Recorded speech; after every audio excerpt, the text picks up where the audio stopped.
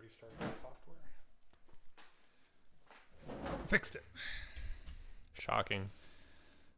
It is, actually, because it never works. Oh, come on. Turn it off and turn it back on again. It's like I tech know. support 101. No. I understand. And that is always my first stop. Despite the fact that it never works. Oh, wait. I'm in the wrong spot here.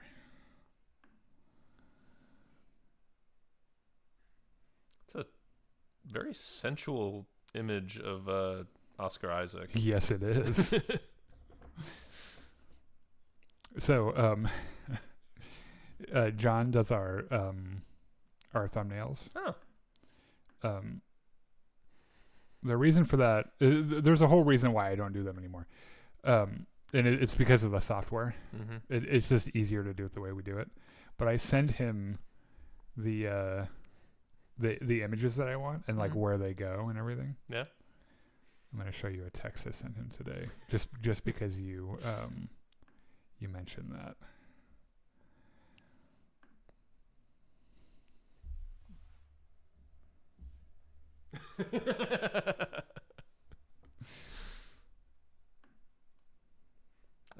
Blue Sky. Oh, Blue Sky. Right.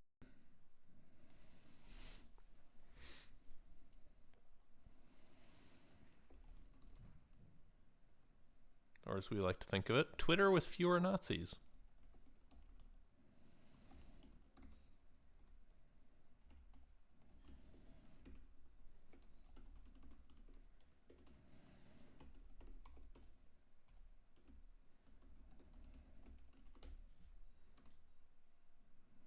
There we go. We did it. Okay, I think I can start the thing now. Are you ready? I think I am. Let's go.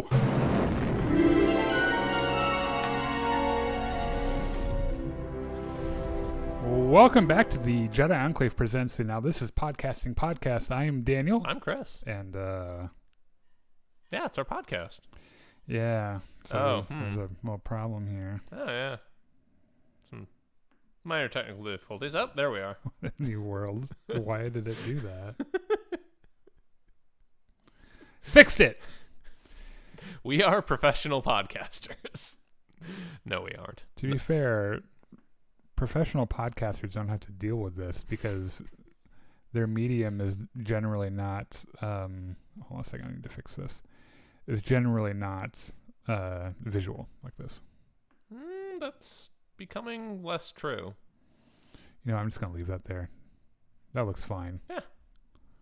Good. Yeah. We'll do it live. Hold on. Oh my god. Sorry.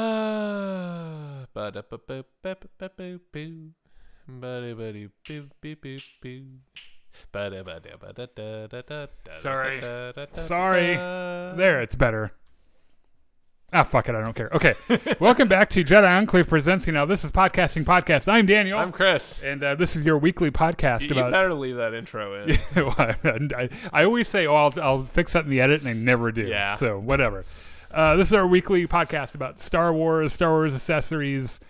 And some things that aren't Star Wars at all. Fandoms, fucking fantasy, sci-fi, science fiction, science fantasy, things we like. And horror. Yeah. Solidly fantasy horror.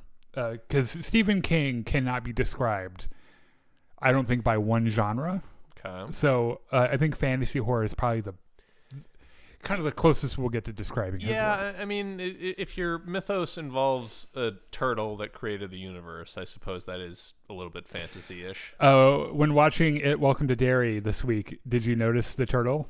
I did not. Every episode, I think, so far, there's some kind of big turtle. We'll talk about when we get there. Today, though, we got some Star Wars news. Mm-hmm. We're talking about It, Welcome to Derry, episode 4. Was it 4 or was it 3? No, it's 4 because they is it? I think it's 3. Because they did the first one, they did the one on They didn't Halloween. drop 2 episodes? I don't think so. You might be right. I'm pretty sure it's episode 3. It's whatever episode is supposed to be this week. We're talking about that one. Yeah. But while you're here, if you get give us a like on Facebook Live, YouTube, Twitch, Discord, and Blue Sky. You can join us on Discord. Come and chat with us. We're also on TikTok, where I've been uploading regular video game clips from the games that I play when we do our live streams. So some of them have thousands of likes or thousands of views, which I think for us, fucking great. Yeah. So there's always that. So I'm going to start doing a segment, by the way. Okay. Where we do a quick drive-by on stuff that wasn't on the news rundown. Oh, fantastic. I didn't start reading about till today, or things that I've experienced or want to chat about quickly, but I don't want to do the whole thing about. Let's talk about some quick drive-by news, though. Okay. Hollywood Bowl stage in Los Angeles has been dedicated to John Williams. The first time there's been a dedication of its kind in its 103-year history. Well, he certainly deserves it. Yes. So, and it's no surprise also John Williams does tons of concerts there. He's always at the Hollywood Bowl. There was a Super Mario Galaxy movie trailer today. Okay. Which is a sequel to the Mario Brothers whatever movie that Chris Pratt is and Jack Black. Super Mario Super movie whatever. Or whatever it was. The one where Jack Black is Bowser and he sings this song about how he wants to bone the princess or something. The song is called Peaches. And I'll tell you the reason I know that is because my neighbor's dog across the street is a gorgeous German Shepherd called Peaches. And every time I say, oh, look, it's Peaches, John starts singing that song from Mario. The news here, though, is that Brie Larson is voicing Princess Rosalina. Okay. And there are people losing their shit online today, even though they don't care about Mario. I love that for them. Right. And oh man, like I posted today and I was like, someone better call Mike Zero and Star Wars Theory and make sure they're okay. Because or don't. Yeah, because fuck those guys. When they find out about this, they are going to lose their shit. I don't even know. I haven't heard much about them lately, by the way. I wonder maybe if people aren't watching them so much anymore, because after a while, we can hope. Yeah, if that ever happens, if I ever have proof that it happens, we're doing a mission accomplished banner. Like, do you remember when George Bush tried to say I think everyone remembers that. We're gonna do that. We're gonna hang it right here behind us. The really fucked up thing is that like the aircraft carrier just had that banner up because the captain was celebrating like they had cut down on like accidents or something. Is that true? I'm pretty sure it is. And he just got saddled with... Yeah, he was just photographed with the banner in the back. Oh, that could only happen to George W. Bush. Yeah. Right, and oh my gosh, that's hilarious, actually. That's really funny. Since this is also a drive-by segment, you made me crash the car. Dune Chapter 3 has finished filming. Has wrapped filming, so I guess we can expect to see that in a year probably or so. Is this the one where Paul turns into the giant space worm, or is that one of his kids? Dune is really like if you don't know really what I'm talking strange. about, Dune is really fucked up. Yeah, and I thought it was his son. I think it is. It turns into a spice worm. Yeah. Spoilers, by the way. Spoilers for whatever fucking books. movie that's gonna be. Yeah. HBO is doing a V for Vendetta series. Okay. Have you seen the film V for Vendetta? I have, and I remember liking it back when I was a little shithead teenager. It was, I know, we must have been obviously the same age. I saw it in theaters with our friends Dan and Megan, and I really enjoyed it. I just remember that one badass line, ideas are bulletproof. There are a lot of really good lines. My friend Megan, by the way, our friend Megan, you know that monologue he does at the beginning where he says every word that starts with V that he knows? Yes. She memorized that whole thing when we were in high school. It's a very Megan thing to do. So anyway, they're making an HBO series, I guess akin to how they're like doing Harry Potter. Or how they did Watchmen. Yeah, their Watchmen show was great, by the way. It's very, very good. And I'm sure that this will be good. The thing I'm kind of laughing about is that Alan Moore, the writer and creator of V for Vendetta, has made a lot of gorgeous culture-changing stories in the comic book and graphic novel realm, right? He has famously hated every single TV and film adaptation of his work that's ever been made. And the reason we know he hates it is because he grabs the first microphone he can and he says it all the time. And he's got no shame. He's like, that movie fucking sucks. I hate it. at a certain level, I think he's just being a crotchety old man. But also, maybe he does really hate them. In which case, stop optioning your shit. Yeah. Like, if you hate all this shit, stop taking the money for it. I think I remember something. I don't know. There might be an interview somewhere where he's like, "Yeah, I needed the money." Fair enough. Yeah. I mean, we all do. But he also famously hated the film V for Vendetta. In addition, he hated the Watchmen film. Whatever other shit he's done, he's really hated it. Yeah. So, I've been reading. So yesterday, Star Wars: Master of Evil dropped, which is the newest novel, Star Wars canon novel. It's about Darth Vader? It is, yes. And it's also about Darth Vader adjacent things, too. Okay. There's a little bit of Count Dooku in there in the past. The ISB is involved. Basically, what's happening so far is that Vader's been sent on a task to bleed his lightsaber crystal. Right. And to do this ceremony on Mustafar. Okay, so this would be like right after episode 3. It's somewhere around there, yeah. The Empire's still very new. And the Emperor has his own plans, which is very, very obvious, and Vader's not really sure what they are. I don't know if he cares what they are, really. So I started reading that yesterday. So far, pretty good. And then I want to tell you, so a couple weeks ago, I told you about this stupid show that I watched called The Chair Company. Yes. We're not going to talk about that again, despite the fact that it had another episode this week that was bonkers out of this world. Mm-hmm. And there are very few shows that, like, when John watches them, he laughs so hard he shrieks. And that was one of those episodes. But I'm going to tell you about, real quick, this new show that we started by Vince Gilligan, who is the writer, creator, and showrunner, director for Breaking Bad and Better Call Saul. Okay. Which are cultural touchstones in the in the visual media. Is this in the same universe? Yes, but no. Okay. I think there are references. I don't think it makes him in the same universe, but he very clearly references his work. But I don't think it means that it's in the same thing. One of the reasons is because the main character is an actor that was in Better Call Saul, was one of the main characters in Better Call Saul, and isn't the main character of this show, by the name of Rhea Seehorn. If you watch our podcast, I'm very sorry. You can text me and tell me how to say your name. And I'm going to give you the base, like a little bit of this batshit crazy. Okay, so this show opens up. Do you know what the Very Large Array is? Sort of. It's that array of spaceward pointing huge fucking dishes. They're like. They do a bunch of shit. They look for alien life. Okay. Yeah. Okay. Out in the middle of the fucking desert. So the show opens up on this guy in the fucking darkest part of night driving his pickup truck top speed at this installation and stopping and getting out where a man is waiting for him. And he goes, "Show me."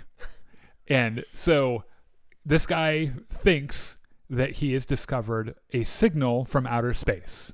Okay. From aliens. And at first he's like, that's bullshit. It could be this, it could be this, it could be this. And then the guy's like, no, it can't be this, it can't be this, it can't be this. In fact, it's this, which means aliens. It's aliens, right. And so like the next shot is the next day with like 20 people like buzzing around trying to figure it out. Mm-hmm. And they figure out that the signal is a genome. And so they replicate it, and they start injecting it into mice. Because, of course, this would be a great idea. Right? Why wouldn't it? So several months later, they've injected a bunch of mice. They don't really know. Like, the mice haven't changed. Nothing has happened to them. Yeah. And they're just like, what the fuck? What was the point of all this? So a couple of people watching over the mice sees one that's dead, and he's like, oh shit, okay. And he pulls it out, and he tries to check for a heartbeat, but his gloves are too thick, so he takes his gloves off, And he presses his hand against it. He's like, oh my gosh, it has a heartbeat. Huh, and then it bites him. Oh no! And he's like, ow, fuck. And then she starts having a seizure. Mm-hmm. And the guy she's with is like, that's new. Okay. Well, I'm going to drag your ass out of here. We're going to get some medical help. And then she just stops and she's fine. And then she kisses him. Oh. I know. And then they start kissing other people. And Rhea Seehorn is this woman who is this, I can't remember her name of the show. This show's called Pluribus, by the way. It's light spoilers, but go watch it. It's amazing. Is this fantasy romance novelist who has a pretty devoted fan base, but really hates her work, the work that she's working on, because she's kind of sold out and she really hates the story, but it pays the bills. And her manager slash agent is her wife, or I think her girlfriend. And they're out of the bar after doing this signing event, and they're kind of hanging out and everything, and then they go outside and they're kind of talking, and like she looks up in the sky and notices that there are a bunch of planes just flying in parallel with one another. That's not normal. And she's like, oh, that's kind of weird. Yeah.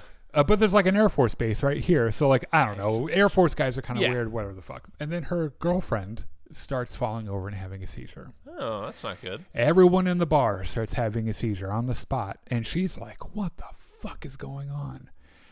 And so she packs her girlfriend into the truck and drives to the nearest hospital where everyone's having a seizure.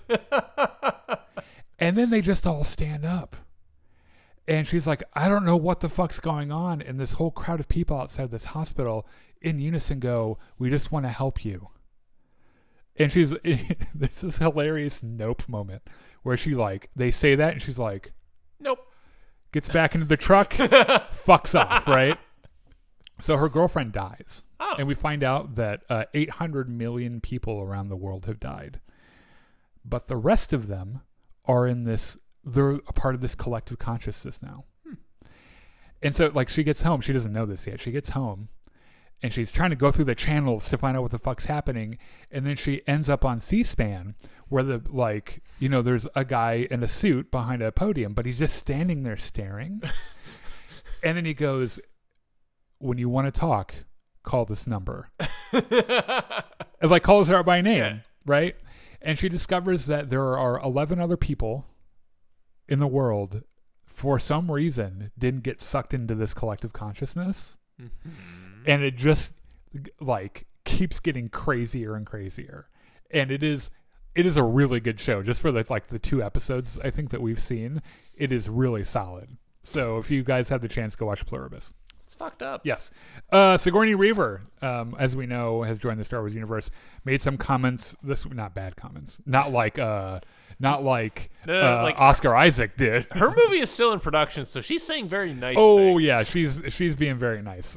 Basically, it's pretty much like having a lot of fun on this movie. Star Wars is good. Yes. Also, Grogu is so cute. Yes, but also about how speaking to the implications of the story, saying that they're letting the universe exist and letting it breathe, which I think is code for there isn't a huge galaxy-wide Avengers level problem and everything. It's just like an independent story that. Yeah.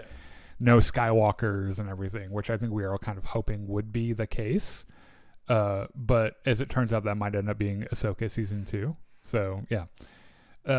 And she cited that one of the main reasons that she wanted to do this, she made a point of saying, I wasn't looking for Star Wars. Star Wars found me. But when they asked, they said I could play with little baby Grogu. And I was like, oh, fuck yeah. Oh, fuck yeah. Sign me the fuck up for that. I like this quote. I just fell in love with the script and said, I don't know anything about this world. Jon Favreau said, well, you can watch the series. And I said, oh, there's a series? Oh. Like, what rock was she living under? She's a Hollywood actor. There are a lot of not Star Wars fans in the world. I believe it. Yeah. The other thing, too, I'm starting to notice when I was reading this, where was this? Sigourney Weaver plays Colonel Ward, a high-ranking New Republic officer and former rebel pilot now leading the Adelphi Rangers, Okay. which I think was supposed to be Cara Dune's part. Yeah. So Probably. everyone who's like, oh, Cara Dune's going to get rehired by Star Wars in Nope. the lawsuit. Nope. No. I think That's definitely not happening. in the opening crawl of this movie, it's going to be like Cara Dune died in an X-Wing accident. So sorry. We're moving on. Some other actors, Star Wars actors, kind of said some words this week. This one probably has Disney a little more upset. Oscar Isaac said that he is, quote unquote, not so open to working with Disney at the moment, and added some key context. If they can kind of figure it out and, not succumb to fascism, that would be great. If that happens, then yeah, I'd be open to having a conversation about a galaxy far away, end quote. Should be noted that he said that 2 days after ABC cut Jimmy Kimmel Live. Yeah. So like this was extremely fresh, and everyone was like, "What the fuck, Disney? You're bending the knee to the Nazis." Which is funny because they did a 180 on that pretty quick. As soon as they realized how much money they stood to lose, Yeah. they turned around very fast. Yeah, people also really like Jimmy Kimmel was pretty popular. I think even people who didn't love him as an entertainer probably understood the implications. The idea that the president of the United States just could be like, canceled this show. Like, Yeah. that's insane. Like, no politician should have the power to do that. And I mean, that is what the First Amendment is specifically designed to prevent. But like on the same, God, I shouldn't get into. On the same hand, we have a pedophile that's a president, Yeah. and we know that today for sure. That he. I mean, we knew it for a very long time, right, but we know it. Yeah, like today, emails were released, and it's very clear that Donald Trump is a pedophile. And Jeffrey Epstein was like, "Yeah, he totally fucked that little girl." And it's just like, oh God, what universe are we living in? I would like out, please. I would like to leave. I would like to get off this boat. Not the worst, but like in the bottom quartile. Yeah, I would say. it's down there. So I was reading a little bit about Petition. Oh, this stupid Adam Driver. Yeah, Star the Wars Search for movie. Ben Solo petition, which I realize some of our viewers are probably very excited by this idea. And, Look, and if that's you're an fine. Adam Driver fan, that's great. I'm really happy. I'm a massive Adam Driver fan. If you like heard about this and heard Adam Driver hyping it up, and you thought, "Man, that's the coolest thing I've ever heard of," I'm really happy for you. I'm glad that you like it. Yeah. Really. I think it would be a terrible idea. It's a bad idea. It's a bad idea, but they launched a petition anyway to revive. If you don't know what we're talking about, it was a canceled film project tentatively called The Hunt for Ben Solo, which would star Adam Driver with director Steven Soderbergh and writer Scott Z. Burns under Lucasfilm. And apparently Lucasfilm was ready to make it, and Disney stepped in and said, fuck off, we're not doing this. Which might have been a good call on one hand, but also on the other hand is part of the reason why Lucasfilm is having so much trouble anyways, because Bob Iger every once in a while will just be like, announce this. You can't do that. Announce this show right now. And Kathleen Kennedy's like, I don't know if that's going to happen. I don't know if we're actually going to make it. And he's like, announce it. And she's like, okay. Fucking Patty Jenkins Rogue Squadron's happening. Except it's now a TV show. Yeah, but it's canceled, I think. Oh, God. We are never going to see that. Like, whatever form Rogue Squadron takes, we are never going to see it. Did you see the post it made in our Discord server with that news that it was going to be God. The petition, by the way, which only has 5,000 signatures. I know that might sound impressive, but that is a pathetically under-supported petition. Yeah. Says, as we have recently learned from actor Adam Driver, a Star Wars film titled The Hunt for Ben Solo was at one point in development. Unfortunately, the project was scrapped by Disney and never went into production. We believe this is a grave mistake.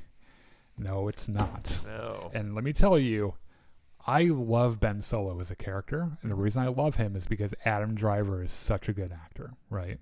Yeah. There are a lot of parts of The Rise of Skywalker that he just carries right on his fucking perfectly sculpted back. And I would love to get more Ben Solo shit, right? But you run into the somehow Kylo Ren survived. yes. Somehow Kylo Ren returned. Speaking of which, I asked our Facebook audience a couple days ago, do you want to see this movie? And if you were hired as the writer, what would your story be? Peter says, he was cloned, ... Palpatine survives. Make it like Legends with Tom Hardy. Somehow he wakes up in Bacta, and the moment he died in front of Rey gets chased by Darkseid Kylo. Blah, blah, blah. Meets up with Rey, blah, blah. Ends with twins, and he dies, and Rey must hide again, and it all repeats just like the stupid Palpatine thing did. Blah, blah, blah. Dennis says, why is anyone bothering with this tragic idea of resurrecting a dead character? Again, it failed the first time due to inept writing and poor execution. Rise of Skywalker was not the first time Palpatine was resurrected. Mm-hmm. That happened in Dark Empire 2, decades ago. Neither here nor there. I'd much rather have a story based on a solid character like Starkiller. This is where he starts to get very wrong. Sam Witwer is a way better actor than Adam Driver. Ooh, that is a hot take. And he is way more knowledgeable about Star Wars and the craft of storytelling. I'd rather invest time and effort in a proven success and failure. Couple things, Dennis. That is a scorching hot take. First of all, you do not need to know a fucking thing about Star Wars to be a great Star Wars actor. See Harrison Ford. Yes. You go and ask Harrison Ford what the snow planet was that he started the movie The Empire Strikes Back on. He's going to go, I don't fucking know. Get out of my house. Yeah. Go and ask Mark Hamill in Legends what his wife's name and what color her hair was. You go, I don't know. I don't fucking know. Yeah. You don't have to be a good Star Wars, like you don't have to be an amazing Star Wars fan to be a good actor. Also, being a great Star Wars fan does not make you more knowledgeable of the craft of storytelling. Actors are not fucking screenwriters, and I don't understand why this sentence occurred. Why you wrote this. Like, I was with you, dude. Why is anyone bothering with this tragic idea of resurrecting a dead character? Again, no shit. They do it all the time, and it's so irritating. But then you go on to say, and I'm saying this as a Sam Witwer fan, I love the dude, I think he's amazing, that he's a better actor than Adam Driver, who is perhaps one of the best actors of our generation. In-fucking-sane. Eric says, no, I do not. Thank you, Eric. Yeah, to be fair, he did go on to say a character so tantrum-fueled and incompetent, even Hux couldn't take it, to be fair. I'm pretty sure it's because he and Hux were banging. Yes. And they just didn't put that in the movie. 100%. Sean Levy talked about Star Wars Starfighter a little bit. Mm-hmm. He confirmed that Starfighter is neither a sequel nor a prequel to the existing Star Wars saga films, and it will feature all new characters and a new narrative in the new narrative period. Sorry, in the Star Wars universe. Which, thank fucking God. Yes. Because the universe is supposed to be so big, like it's supposed to be this galaxy-spanning epic, and like so much of canon is focused on this one family. Fuck cares? And he's like 12 different people. Yeah. And it's like, and they're all related. Show us some more. Everybody's make related. it bigger. Yeah. We do an important thing that came out of this. We do have a more clear picture on when the time frame is. Yes. Which is that it's going to be set 5 to 6 years after the events of Rise of Skywalker. Okay. Cool. Which is interesting to me because it will make it to date the furthest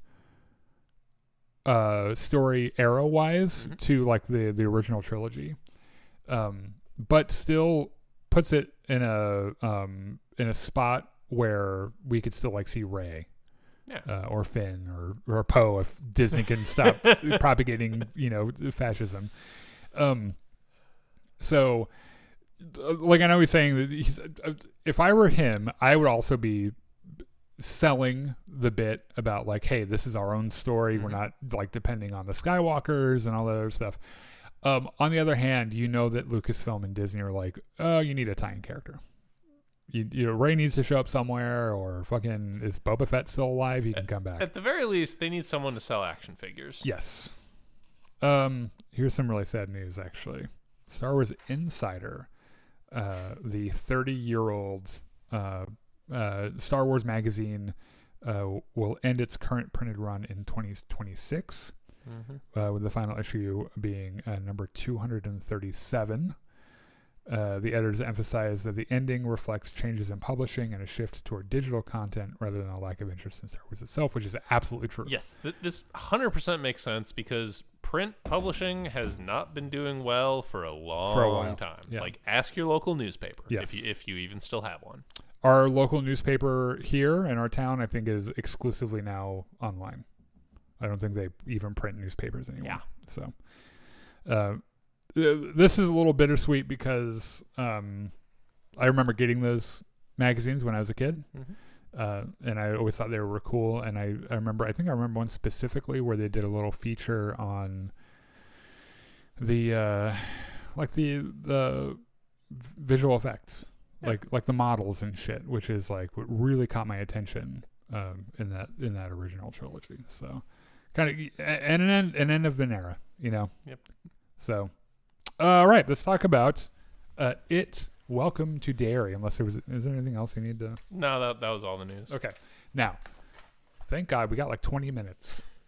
Because a lot of shit happened here. Yeah, we have 20 minutes like minimum to talk about this, and I'm glad because the last couple of episodes we've done, there's been a lot of other shit happening. Like the first two, we just had to kind of speed run through. Right. And this show is turning out to be massively popular. A lot of people are watching it. That's a good thing they greenlit through season 3, huh? I don't think they've greenlit, but they have the architecture set up for it. Okay. And I think that they're almost certainly going to be set to make them. I mean, this episode has pretty clearly laid out what the other 2 seasons are going to cover, I think. Yes. And it is no secret to Stephen King fans, because in the novel, they go through those different eras a little bit, and you spend a little bit of time there. So let me just say that I'm glad we're taking time on this because I'm a massive Stephen King fan. I have been since I was in middle school, when I read it's not even I guess it would be classified as a short story called The Apt Pupil, that really kind of scared the shit out of me a little bit, and started reading read The Shawshank Redemption, which is not actually what it's called in the book. It's also kind of like a short story, and thought it was amazing. And this is the thing about Stephen King. So first of all, you have to separate out the stuff that he wrote while he was just blitzed on cocaine, because some of it is very strange, and some of it is like, let's never talk about that again. Yeah. However, the man has made some of the best written stories the human race has ever known, and there's a reason his stories are so captivating, because they're all very character driven. There's always like a little sprinkling of supernatural something, even though like in some stories they lean into it or they don't. There's always something like kind of weird going on. And all the characters are just normal dudes. There are no superheroes. They're mostly all writers that live in Maine for some reason. Write what you know. Yeah. So that being said, and we've chatted about this a little bit before. There's a mini series in the 90s of it, starring Tim Curry as Pennywise, and it was campy and goofy, but still scared me as a kid. It had Tim Curry. It had to be campy and goofy. He was terrifying. Yeah. Even still, when I go back and look at footage from that, it's like, damn, dude. Like he chews every scene. Yeah. And sometimes he's really funny, but sometimes he's also terrifying. And probably also the show or the miniseries, the cultural event that made a whole generation of children terrified of clowns. And Andy Muschietti, who did this show back in 2017, maybe 2018, rebooted the story and did a two film installment of that work, right? Yeah. Starring this fucking banger child cast in both films, but they were mostly the kids were mostly in the first film. Where in the 80s, a group of kids find one another in bad circumstances with abusive parents and weird things going on. They find each other and they form this unbreakable friendship between all of them, and they have to fight the face of evil. And like, while it is on its face pretty scary, it's a really kind of a heartwarming tale about friendship and that feeling you had as a kid when you're around your friends and how it was the most important thing to you, right? And I know that we went into Welcome to Derry in the first episode expecting that, and I know that it, and then like half the kids died. Yes, but you can see that DNA in this, right? A little bit. This group of kids, through their experiences, find themselves closer to one another, and a couple different groups of kids, right? Yeah, because some of them get eaten, and then some of them are kids at different times. I'm talking about the first 10 minutes or so of this episode. Oh yes, yeah. Sorry, I know I'm waxing about this. I didn't have a chance to kind of lay this groundwork the last couple of times. I feel like you've had this exact same speech the last 3 weeks, but go on. Well, I'll do it again. It's probably because I start to do it and then I'm like, oh shit, we're out of time. Yeah. So the first film, these kids discover that there's a evil clown trying to eat them. Right. And they defeat it in the sewers, but they don't kill it. And because it's an evil, immortal, extra-dimensional clown. Right. So in the second film, or at the end of the first film, beginning of the second film, they all grow up to be adults except for one of them, and they move away from Derry. And probably a good idea if there's an evil, extra-dimensional child-eating clown. Absolutely. And a weird thing started to happen, and this is the reason I'm bringing this up, is because this was a big plot point in this week's episode. Weird things started to happen to all these kids who left Derry to become adults, which is that they started to forget everything that happened. They moved away. The main character, Bill, the inciting incident of this whole story is Bill's little brother gets eaten by Pennywise. And they want to find him, or they want to figure out what happened to him. And he moves away and forgets he had ever had a brother. That's pretty fucked up. It is really fucked up. And the guy that stays in Derry, they make a blood oath when they were kids that if he were ever to return, that they would come back and fight him once and for all and defeat him. Yeah. And they all get the call from the guy that stayed in Derry to keep watch. And they're like, what the fuck are you talking about? Yeah, he's like, Pennywise is back. And they're like, who the fuck's Pennywise? Who are you? But all of them, like, they remember that they're friends with him. Mm-hmm. And they remember vaguely that they were from a town called Derry. And when they get their call from him, they kind of start to remember a little bit. And then they come back to Derry, and then they start remembering everything. And they go back down to the fucking sewers at the end, and they've apparently, though there is some interpretation among Stephen King fans here, defeat him once and for all, which maybe good for that. Yeah. Now, in this book, there are Pennywise has a hibernation cycle that's a lot like Jeepers Creepers. I'm pretty sure Jeepers Creepers ripped this off from It, where it's like a 27 or 28 year cycle where he gnaws on kids. He's like nom nom nom nom. It's like, I'm sleepy now. And then and goes to bed for 27 years and then comes back and does it again. And there are events in Derry's history where these terrible things happen. And it's just because Pennywise is making everyone crazy, and then he eats everybody. Mm-hmm. Like when everyone's so busy fighting each other and shit, he's like, I'm going to eat your kids now. And it's really fucked up. So let's also talk about the one thing that we didn't get to talk about last week. The opening credits for the show are batshit. Yeah. Like it's actually kind of hilarious because the song is so upbeat and the images look like they should be really happy because it's like that. It's from that period of time, like right after World War II, where mid-century modern, I think, is the description. and it's that part of our history where we were really trying to sell optimism, like the perfect American family, and you go out and have a picnic and shit. Yeah. And it feels like that, but what you're looking at are horrific images of children being tortured in some way or another. Yep. And there's a turtle. Yeah. By the way, in the opening. So there's that, and it makes me laugh every time I've watched it. I think it's really fun. So it is the year 1908. Spoilers begin. Oh yeah. The spoilers. If you're not, go and watch it. It's really good so far. I think the only gripe, if we're gonna do a quick spoiler-free thing, the only gripe I have is that some of the visual effects are really crunchy. I haven't really noticed that, but I'm also not very sensitive to visual effect quality. Okay. Like something in my brain just kind of goes with it most of the time, unless it's like really, really bad. That sounds like a blissful existence. I'm not kidding. I wish. So there's that big building they go up into, the kids.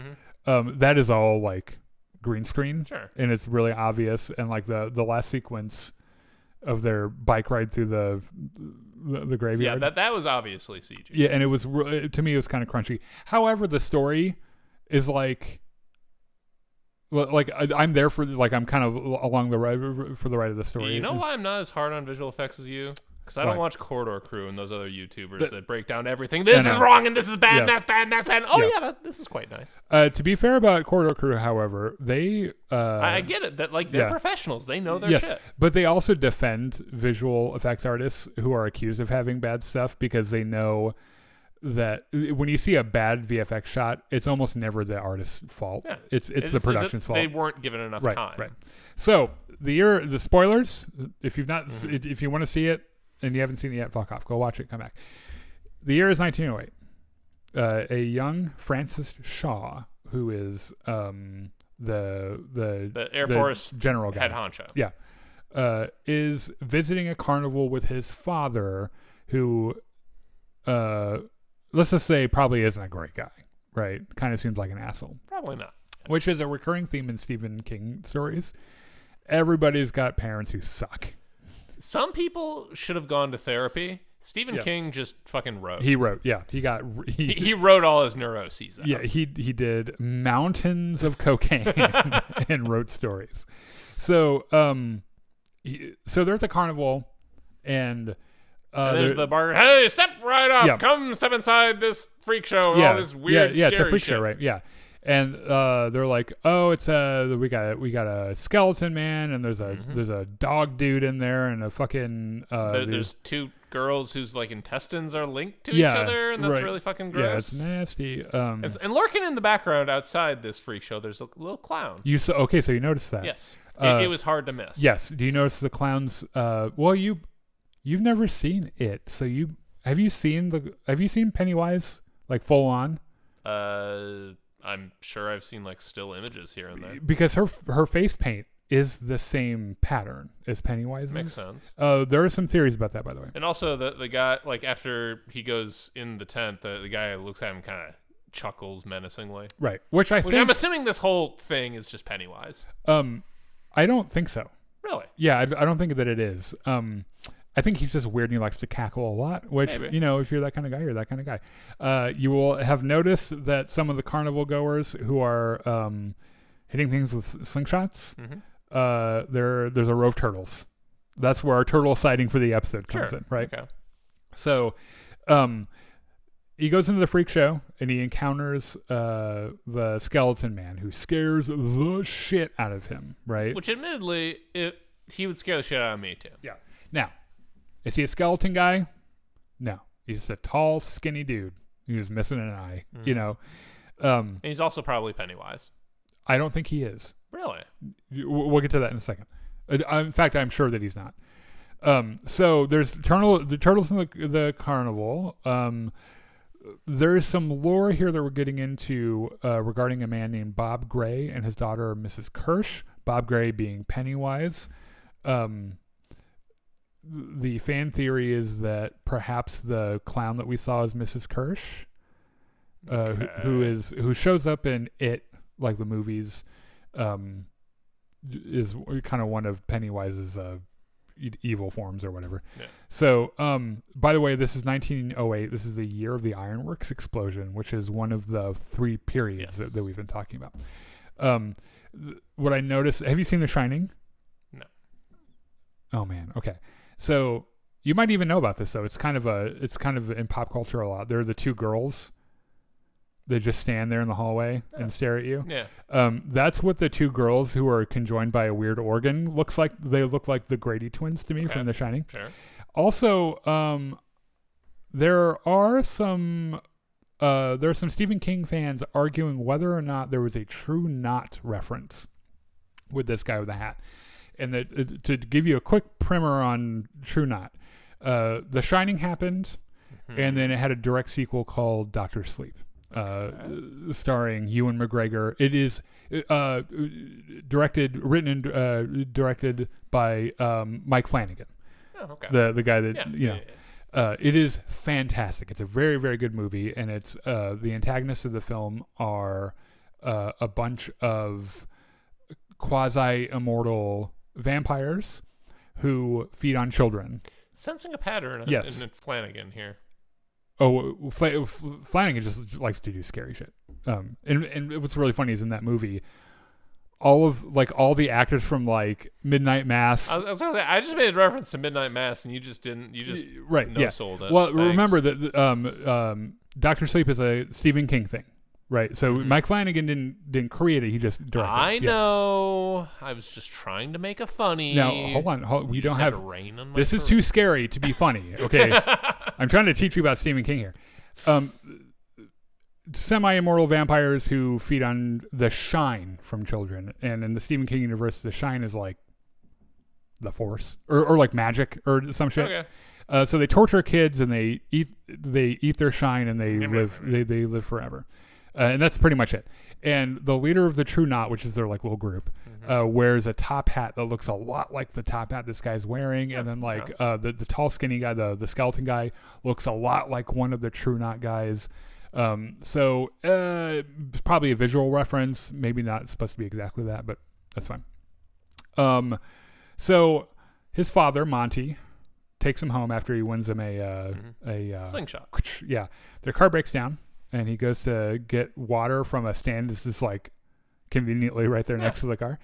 And, he meets a native girl called Rose, and she's like, that'll be 10 cents. And he's like, well, I don't have 10 cents. She's like, give me your fucking slingshot. And he's like, okay. And they establish a friendship, and it's actually really sweet. I love stories like this, by the way. Nothing gets my heart more than the kids like this in a blossoming friendship, and also old people who find love late in their life. That shit charms me to death. So they establish a friendship, and they're playing in the woods. And he goes into a certain part of the woods, and Rose freaks out and she's like, yeah, you can't go in there. And Francis is stalked by the old man that he saw at the carnival. But it's not the old man. It's Pennywise, right? And you can tell it's Pennywise because he gets all these fucking all teeth. The teeth. Yeah. So he runs from it. By the way, that shot where he's like trying to keep up with his long, awkward legs. He's like, fuck it. And just like turns into a monster. Yeah. Crab walking. It is pretty freaky. Right as this dude's about to eat this boy, Rose comes in with a slingshot and knocks a rock off Pennywise's head, and was like, hey, let's fucking get out of the woods now. Did you notice what happened to the blood when she hit it? It went on, what's his name? Shaw. No, it just floats. Oh, yeah. Well, which is a thing that they bring over from it as well. So yeah, she hits it with the slingshot, and they escape the woods. And then she explains that Pennywise can't leave the woods, which is how we know he wasn't in the carnival. Yeah. What happened there was that skeleton guy was probably just a normal dude who is admittedly real skinny and is missing an eye, but really terrified him. Yeah. And Penny was like, ooh, that's a good form to take. Yes, and so that's why he took that form. So there is this amazing match cut / morph. Did you notice this when the little girl just like morphs into like older Rose? They do something really similar in It Chapter 2, I think, with Jack Dylan Grazer and his older counterpart in the film. So she's a part of a Native American tribe, and they're getting real pissy that the Air Force may or may not be digging through some of their old ancestral remains. Mm-hmm. And so they're like, okay, what are we going to do about this? And someone's like, we could kill them. Or, Rose like, that's a terrible idea. What we're going to do, we're going to write a cease and desist how about letter. we start small? We'll start with a cease and desist letter. And her son is like, what the fuck? That's not actually going to work. She's like, you actually want to stop them? Yeah. I want to find out what the fuck they're doing. Yeah, like, is no one here curious about why they're in Derry? Like, why the fuck would they be here in the first place? It's like the most, except for all the child murder, is the most boring place in the world. We're in Maine, for fuck's sake. So, it's 1962. Lily, one of the sole survivors of the massacre at the movie theater, is released from the mental institution called Juniper Hill. And while she's there, she meets this woman who is played by an actor who is in John's favorite show that I've never seen called Revenge. It's not meeting. It's like she had formed a bond with her. Yeah, while she was there, right? Yeah, before. Yes, and she validates her story, right? Because I don't think she tells her about what happened, but she's like, something happened, and if I said what happened, they would just put me right the fuck back in here. Yeah. And that woman's like, well, I believe you. Whatever it was, I'm sure it was real. Yeah. Which to me felt a little manipulative to start out with. And you always got to be real careful about adults in this show and in this property, because they're all terrible in some way. And so every time you got to be like, is that Pennywise? And I noticed that she gave her charm bracelet back. Is this the Mephisto that we're going to run into? It's Pennywise! Yes. Oh, man. Mephisto and Pennywise in a room together. Ooh. What the fuck? They would probably really enjoy each other's company, actually. Probably, yeah. So she gives her a charm bracelet back. We've talked about before how there was a turtle charm on it, which probably protected her from dying. Maybe. And I'm thinking that either this is a manifestation of Pennywise, and I bet if this is true, and if we were to look closely, there probably is not a turtle charm on that fucking bracelet anymore, because he's like, oh, I'm going to get you next time. Or I've seen some things online about it being a manifestation of Maturin, the universe-creating tortoise that Pennywise is terrified of, right? And the goal there being have this turtle charm back so you can be protected. So, weird lady put charm bracelet, got that part, turtle. Okay. So she goes and finds Ronnie, and she's like, okay, look, I'm really, really sorry that I got your dad arrested. Yes. But I have this really cunning plan to get him out. All we gotta do is find whatever the fuck is haunting us and get some pictures of it with this cool camera. Yes, which I love how naive children can be. Yeah, right. This is the stupidest idea. It is really dumb. It is almost as dumb as Jon Snow being like, you know what would really convince Cersei the White Walkers are real? Let's go capture one and bring one to her. Right? It's that kind of stupid. And so Ronnie brings up a good point. She's like, so if we get pictures of a demon clown, who's going to develop that shit? They're never, we can't get that developed. They just won't give it back to us. Yeah. And so they're like, okay. Okay. We need someone who knows a lot of shit about science. Yeah. And is a really big nerd and wouldn't rat us out to anyone. Yeah. Ronnie's like, I know just the kid. Oh, there's a sexy boy in our class, and I am into him, and he knows everything, right? So, they've got a plan, right? And also, I love how Will has this friend Rich, who is this Cuban kid, who it makes me laugh every scene he's in. So Chief Bowers visits Hank, who is Ronnie's dad, in jail. And does this whole switch on him where he's like, oh, you want a cigarette? And there are Pall Malls. And he's like, no, I like Embassy Golds. And he's like, well, you know what we found at the scene of the crime? Yeah. Fucking Embassy Golds. Yeah, and you said that you were asleep in your bed. So you were out and about. Because you are clearly the only person in this entire town who smokes this brand of cigarettes. Now, to be fair, it is no one in Derry would be smoking this brand because they're a European import. but it's also like he works there. Mm-hmm. So like it could have been from like the week before or whatever. Yeah. Like it's circumstantial evidence. And I know in previous episodes, like Chief Bowers is like, we can't just go around arresting black people. And like another guy's like, yes, we can. We can literally do that, and you will do that. They haven't right passed the Civil Rights Act yet. Right. We can do whatever the we fuck can we do want. whatever the fuck we want. Derry is literally run by the League of White Decency, or whatever I think that's what it's called. So he's like, you got to tell me where you were. By the way, do you know what happens to child killers in Shawshank? Which is a reference, of course. Of course, the Shawshank. Yes, probably the best film that's ever been made, Shawshank Redemption. We are going to watch that one day. And is that the one with Jack Nicholson? No, that's The Shining. No, that's The Shining. My God. hey, at least I knew. I got there in the end. Okay? Yeah, you also that was another Stephen King thing. Yes. So, it also occurs to me that in the year of our Lord 1962, Andy and Red, the two main characters of Shawshank Redemption, are in prison at Shawshank. So it'd be kind of neat for them to. I would hate for Hank to be sent to prison. However, he might run into some familiar faces there. There's a scene where Lily, Ronnie, and the boys go to that one like tall building, and they're trying to convince the boys that they're telling the truth. And Will, ever the skeptic, doesn't buy it, but he, quote, believes that she believes it, right? Which I think is his way of saying, you sound crazy, but you're really pretty, and I would like to continue talking to you. So Rich mentions that he knows a demon summoning thing that his uncle told him about. And it sounds like you're being haunted by this vaguely Spanish ghost. Let's go summon another vaguely Spanish ghost.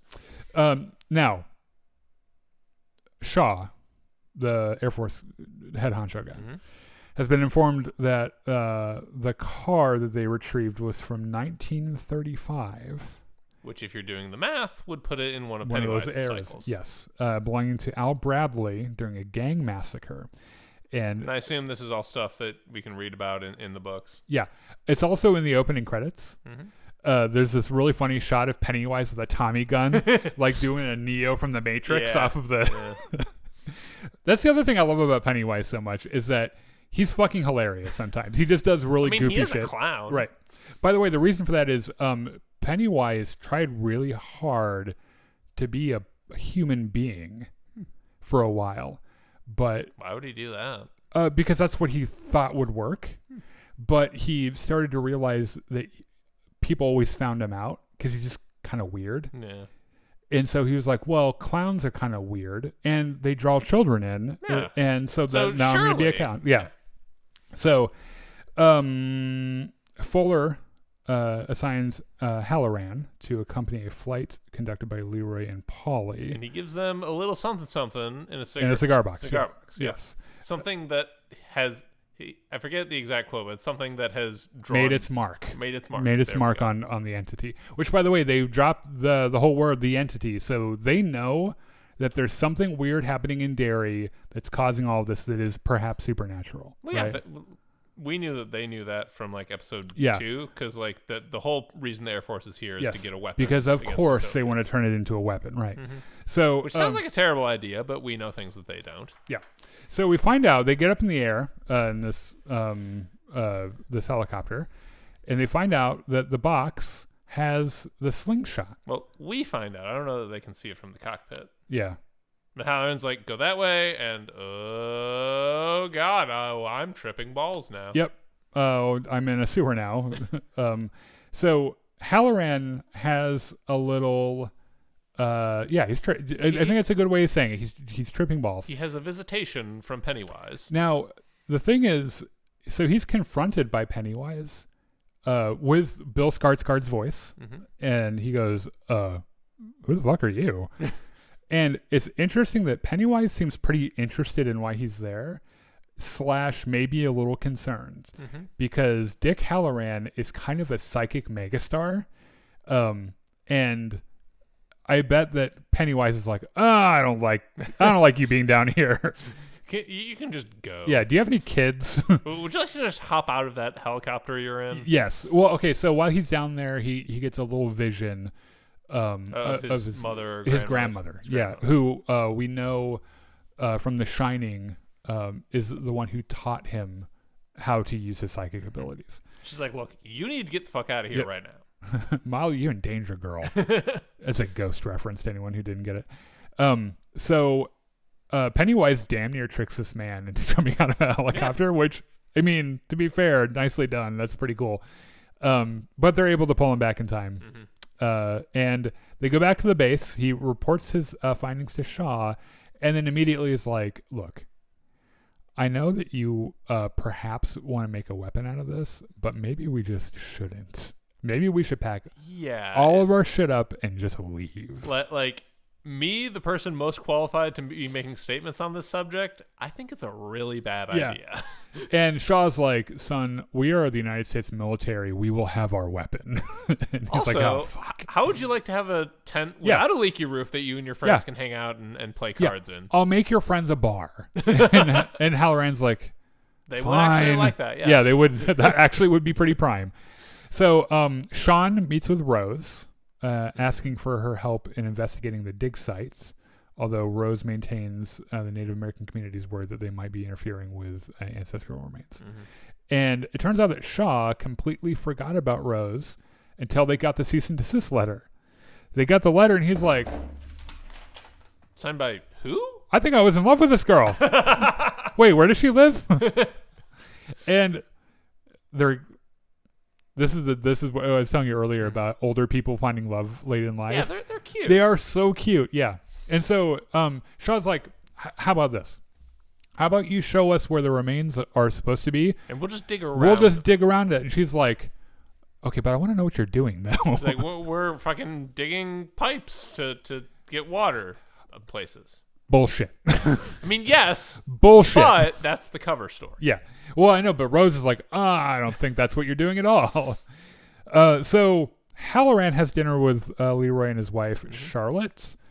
But then Leroy's kind of freaked out when he mentions Will, his son Will. He's like, I never told you I had a son. Right, because he's pretty private with, because his wife, as it turns out, might be a little unmanageable, which I love for her. And so he like keeps everything real quiet, and he's like, I never once told anyone in this fucking town about my son. And then Halloran's like, I'm a psychic. I'm so sorry.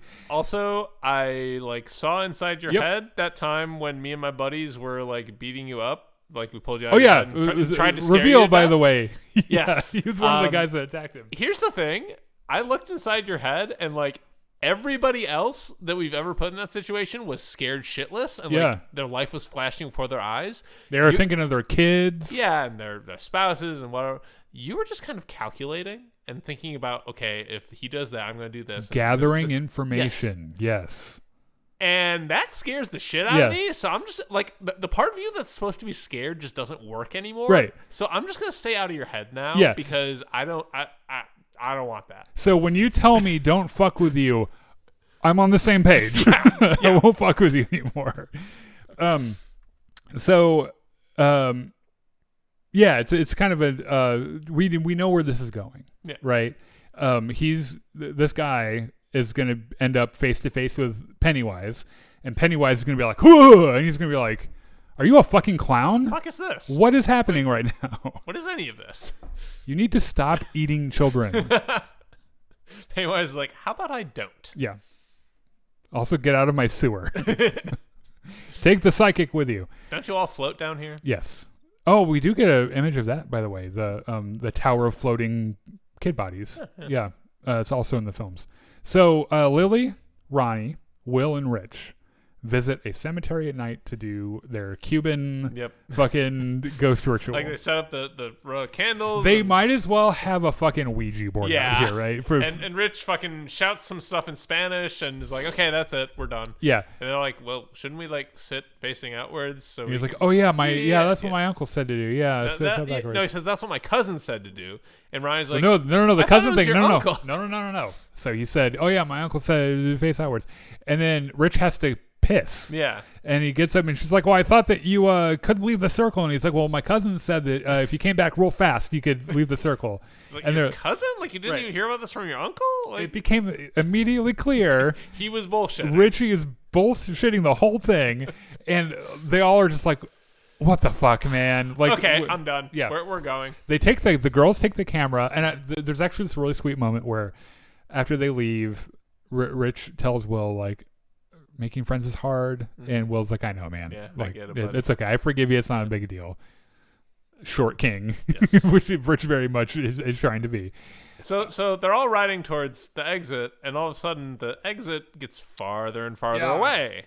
And then there's a whole bunch of ghosts and things flying at them and spooking them. And then they're the dead kids, by the way, from the first couple of episodes.